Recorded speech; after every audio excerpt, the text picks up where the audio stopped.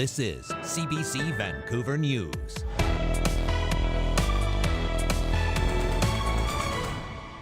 Uber gets the go-ahead in two of BC's tourist-heavy cities. Our guests from around the world expect a globally recognized ride-sharing app. But it's not without controversy.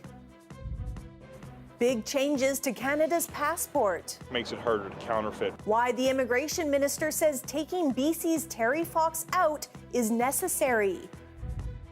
Already the worst flooding in 50 years. I'm sure they will demonstrate that same resilience again this time.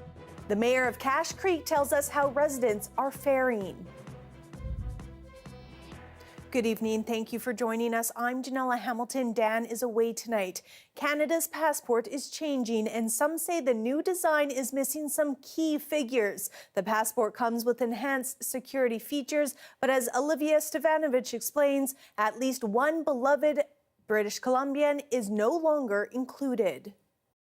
Images of wildlife, a child jumping into the lake, and quintessential landscapes fill the pages of Canada's new passport.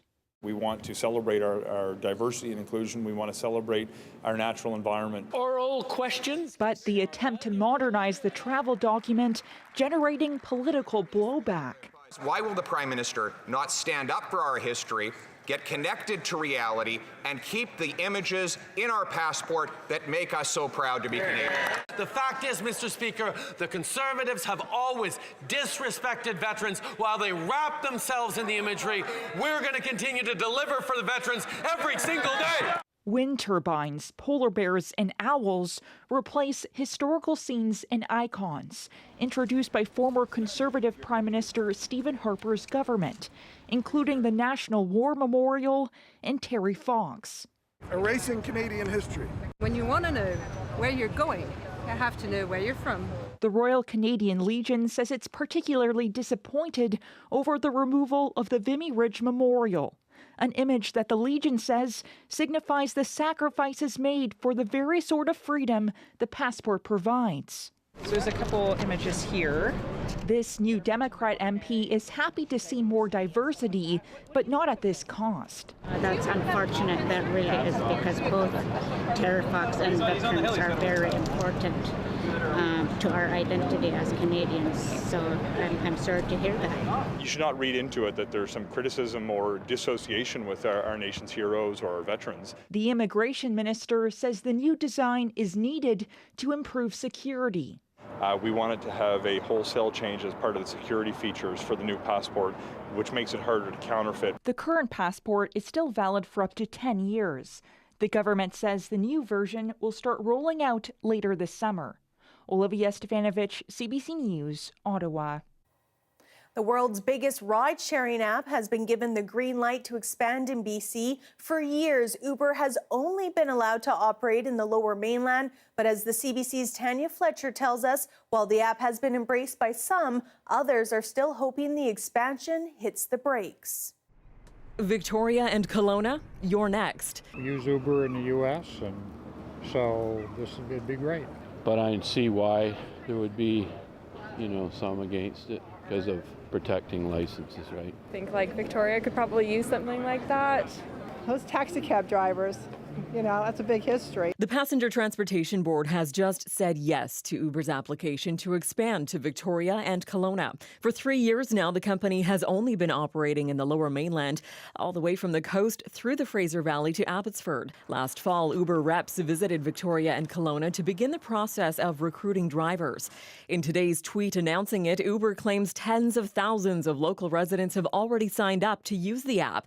While some are frustrated it took this long, BC's transportation minister says that might have actually been a good thing given the pandemic. I think the Passenger Transportation Board should be commended for slowing down the introduction of ride-hail while the economy was in free fall and health restrictions were in place, leading to instability for the taxi sector. Uber didn't give an estimate of how many vehicles would begin operating in Kelowna and Victoria, only saying the more the better, and that providing more options on the road will reduce reliance on cars, even spinning it as a net positive for everyone in the business, including taxi companies. We want to provide an alternative to private car ownership. And we know that when we introduce rideshare, when we introduce new transportation options into the mix, that we actually see the pie grow for the overall vehicle for hire industry. Taxi drivers couldn't disagree more. Certainly, it is going to impact. It got a big name and also deep pockets. Cab companies are among 40 groups who opposed Uber's expansion during the review process. Yet mayors for both cities have supported it, citing job opportunities and tourism boosts. For those whose job it is to entice international visitors, they call it a no-brainer. And to not have a basic fundamental service that's globally recognized is a major pain point for our customers and makes us uncompetitive. So when exactly will you be able to hop in an Uber on the streets of Victoria and Kelowna? The company will only say soon. Tanya Fletcher, CBC News, Vancouver. It'll soon cost you more to drive to some of West Vancouver's popular parks. White Cliff, Lighthouse, and Nelson Canyon are all becoming pay to park. And while council says it's partly because of road safety concerns, as Yasmin Gandam is finding out, it's not sitting well with some park users. It kind of sucks, in all honesty. Come fall, these busy lots may be a bit more empty. That's when new parking fees of $3.75 an hour will kick in at 3 West Vancouver parks. The hope is the fees will help with park maintenance, but also cutting down on traffic. So what happens here when we get too many people to park in the park, they spill out onto our neighborhoods.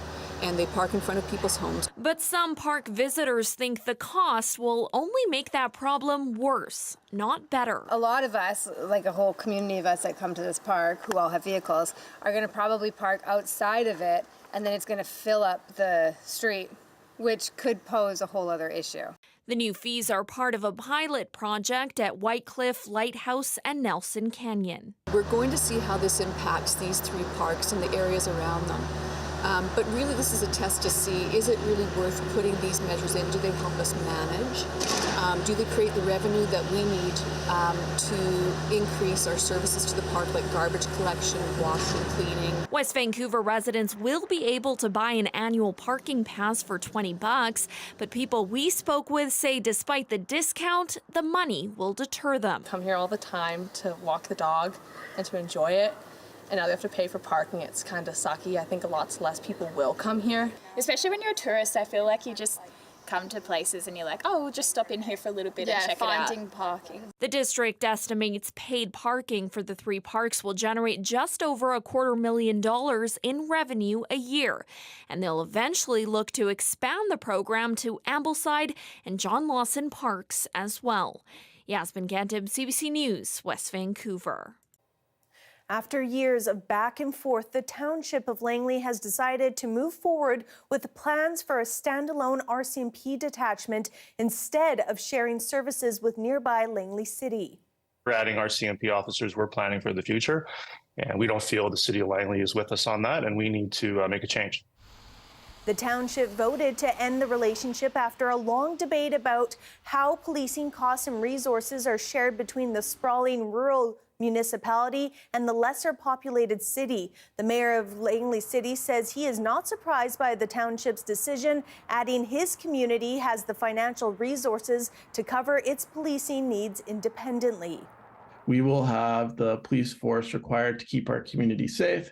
We'll continue to invest in our police service and other community safety initiatives to keep our community safe. Our RCMP detachment isn't going away tomorrow. That could never happen. So it's really, business as usual as we go through this years-long process on what a deintegration really would look like.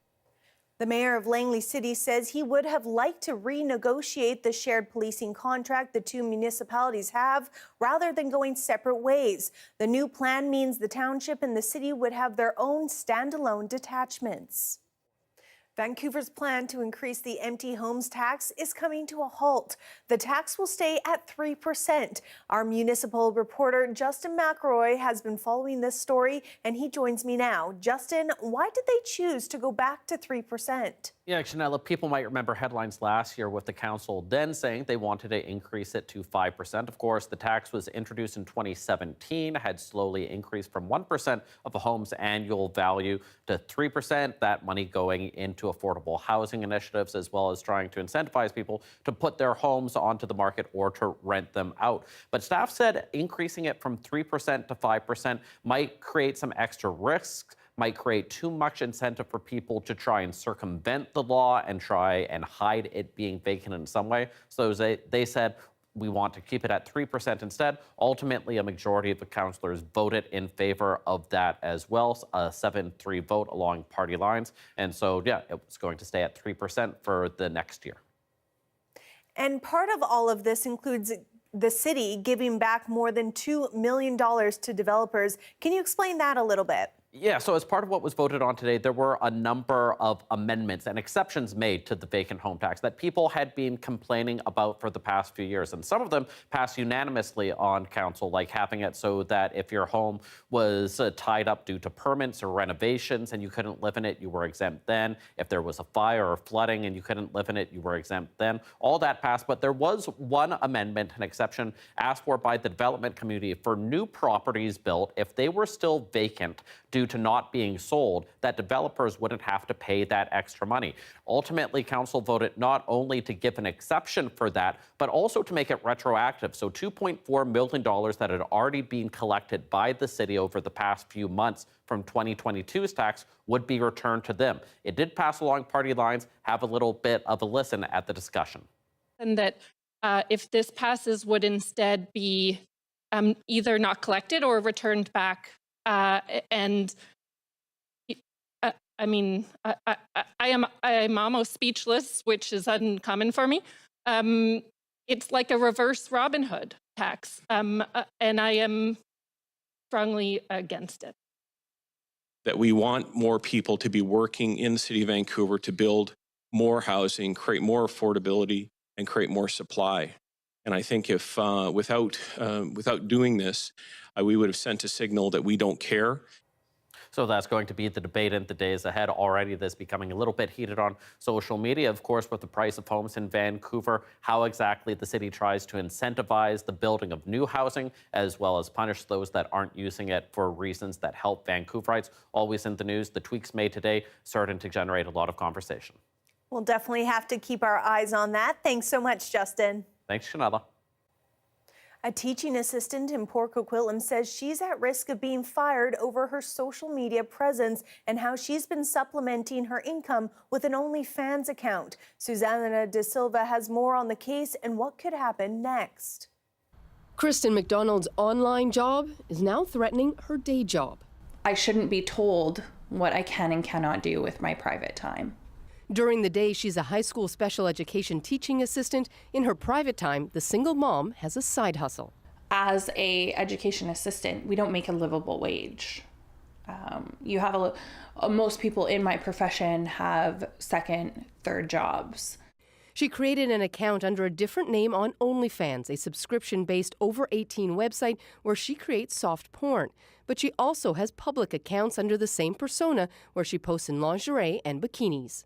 I didn't link any email or phone number, whether it be personal or related to my profession, to any of my socials. But someone complained, and she says the school district told her to stop posting. It told CBC News it could not comment on individual employees. The union supports her, saying there is nothing in the collective agreement around this type of conduct and that wages are the real issue. I mean, maybe the school district should be addressing that issue more so than trying to police people's off-duty conduct. But the district has a code of conduct that says employees must remember they are role models within the community and must not engage in activities which may negatively affect the district's operations, reputation, or work environment. It absolutely raises questions around who is a role model and who isn't, and the legality of those opinions. This employment lawyer says she can see a case for both sides, but it could be considered discrimination. If she loses her job, she might have an argument that she lost her job because of something related to gender expression. That would be an interesting case to run. McDonald, who is currently on medical leave, says she will fight to keep both jobs. Susanna De Silva, CBC News, Vancouver. Rising floodwaters in Cache Creek have forced hundreds of people out of their homes, many now taking refuge in nearby Kamloops. It was tough. I was told last night at 6 o'clock we had to leave immediately, and I didn't see any problem with staying overnight, so I stayed overnight and got ready today and left, but it's not something you want to hear. Joss was among those living in the Sage and Sands Mobile Park who were told to leave last night. More than 100 mobile homes were ordered to evacuate because of high water levels in the nearby Bonaparte River.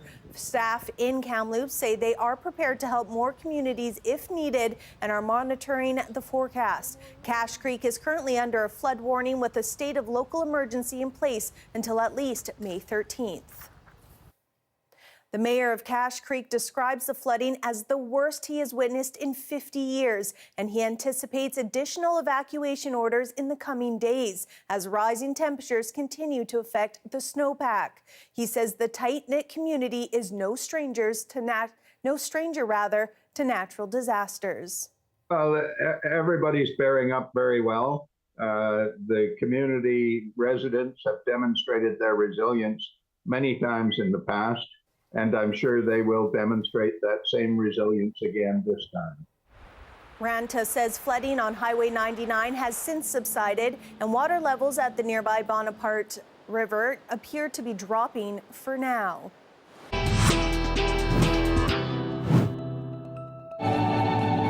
Well, it's been a great adventure. A longtime Vancouver opera singer has hit her final note. We'll take you on a backstage look at her 50-year career after the break.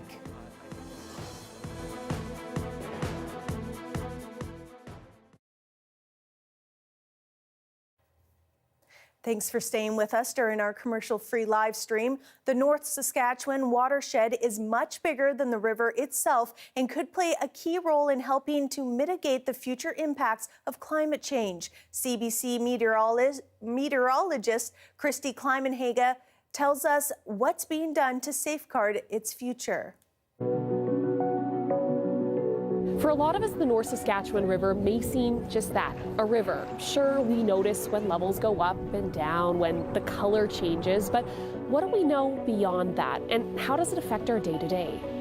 The North Saskatchewan River is part of a complicated system called a watershed, a network of streams, creeks, groundwater, and surface runoff, and it runs from the ice fields of Banff National Park across Alberta into Saskatchewan.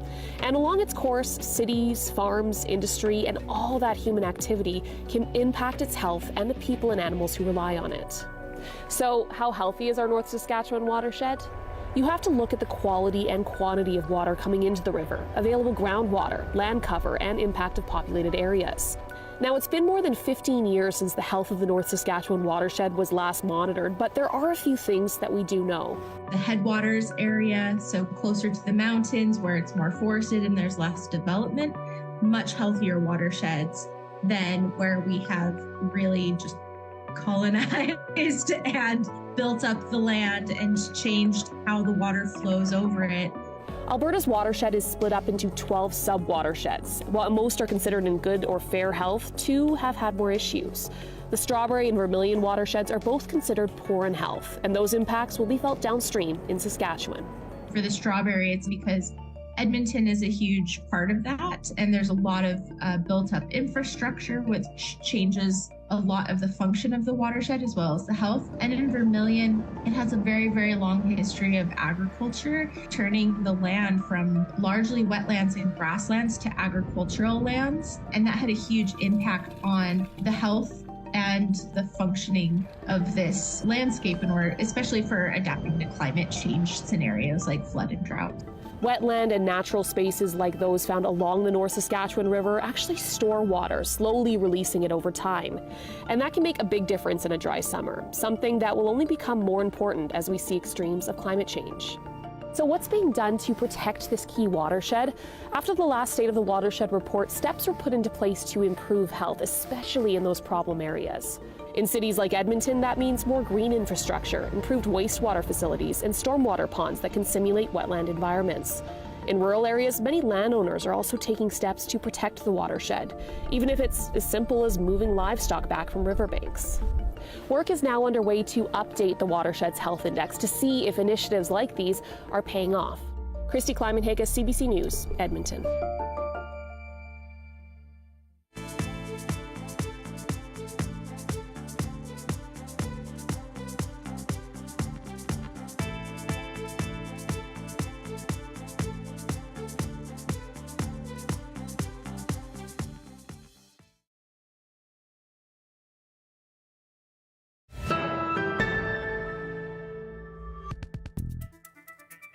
A Vancouver opera performer with an extensive career spanning 50 years retired on Sunday, but not before one last performance in the closing show of The Flying Dutchman. We went behind the scenes and backstage to meet Bet Kosar.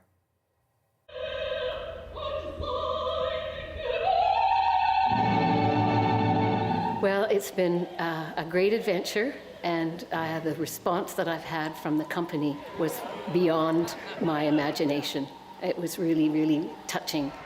We have a really, really tight group here. The chorus is very, very congenial, and we have a good time, and we're very respectful. It's an unusual group, from what I understand.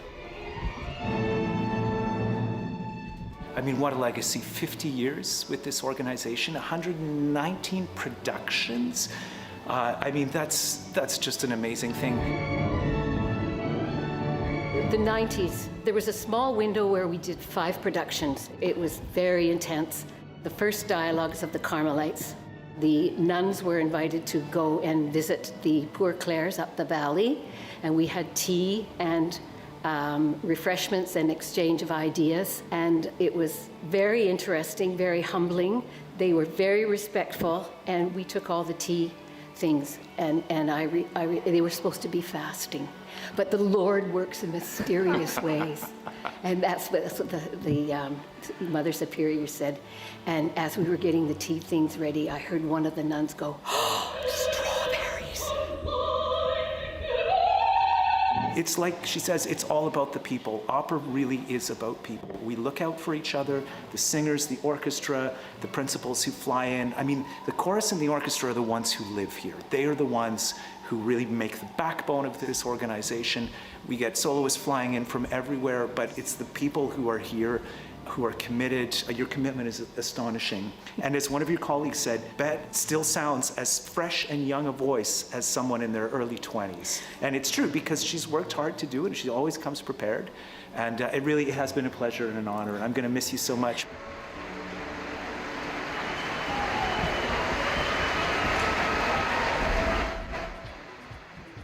Here we have a look at how our morning started off. Lots of sun throughout the day. Do we have more warm weather on the way? Colette Kennedy, will have our full forecast coming up next.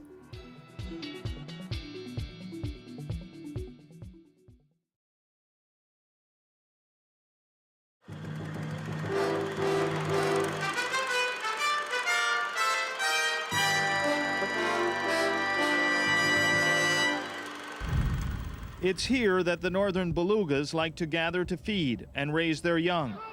It's also here where humans have gathered to catch them alive for zoos and aquariums. This capture in 1990 for the Vancouver Aquarium was one of the last. In 1992, the practice stopped altogether after 2 died on their way to an aquarium in Chicago. Now, the federal government is being asked to let it happen again. An application to capture 6 Hudson Bay belugas for marine land in Niagara Falls, Ontario, is sitting on Fishery Minister David Anderson's desk. We will put them in these facilities here. John Haller, the owner of Marine Land, already has killer whales. He says belugas would be a huge draw. I think competition is it's a very important part in any business. We're getting an awful lot of requests from public. But animal rights groups say the capture is wrong. I think that these large marine mammals are totally unsuited to a life in captivity. I think it's just inherently cruel to take them out of their natural environment. The minister commissioned an extensive study. CBC News learned the report dismisses capture simply for show, but says live captures for scientific or possibly educational purposes could be justified. Stay closely. The Vancouver Aquarium built an educational program around belugas which draws almost 1 million people a year. Even so, it says it can no longer justify capture. This institution, first its board passed a resolution, presented it to the Parks Board, who's now put it into our lease, that we will not capture a whale or cause one to be captured. At Marineland, John Haller dismisses any claim that what he wants to do is cruel. You think it's cruel for them to be here? There's no better place where the people could learn about these animals.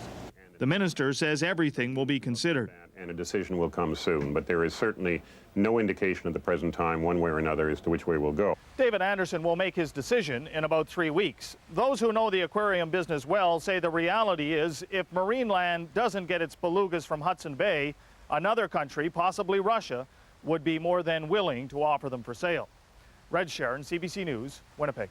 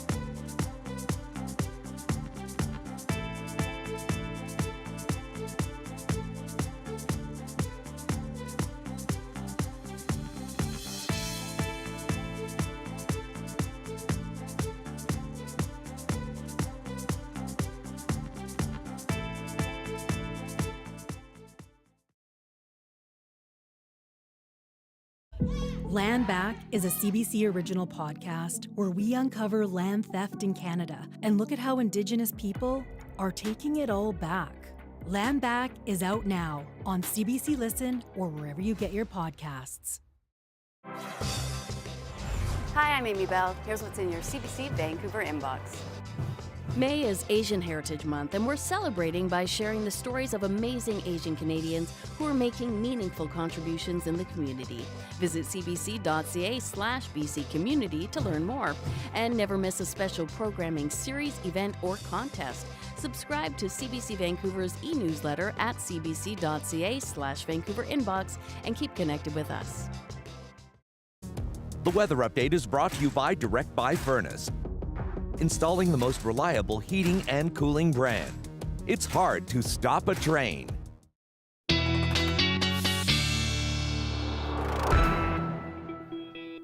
Time now for a look at the weather with Colette Kennedy. Colette, are more sunny days coming our way? Well, you know, we've got a couple of days here to prepare for what's coming with that heat and these dry conditions, especially towards the weekend. So just looking, first of all, in the short term, through the overnight hours, 10 degrees with partly cloudy conditions, and then tomorrow by about 3 p.m., not the high for the day, you'll see that in a moment, but we'll be up to about 17, a little more cloud cover earlier in the day than we'll see later. What becomes concerning isn't even for tomorrow or Friday, it's as we get towards the weekend.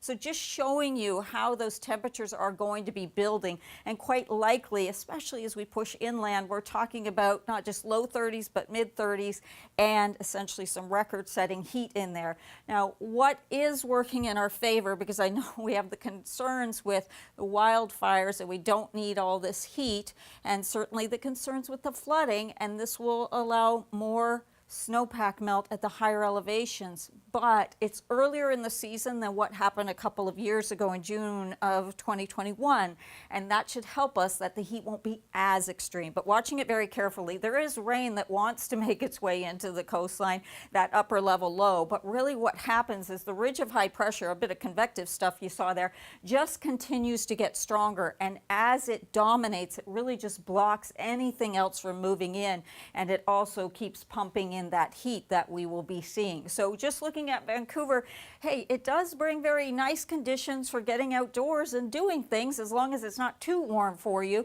19, 23 inland, so there's your high for tomorrow, and then there's how it's going to be building as we look towards Sunday, Monday being the peak of this, and then things should be moderating a little bit as we get into earlier or mid next week. Certainly looking like Mom's going to have a pretty pleasant day there for Mother's Day. Thanks so much, Colette. That is your late news for this Wednesday. Thank you for watching. For news anytime, visit our website, cbc.ca/BC. Your next local news is on the early edition on CBC Radio 1. That starts tomorrow morning at 5 a.m. Have a great night.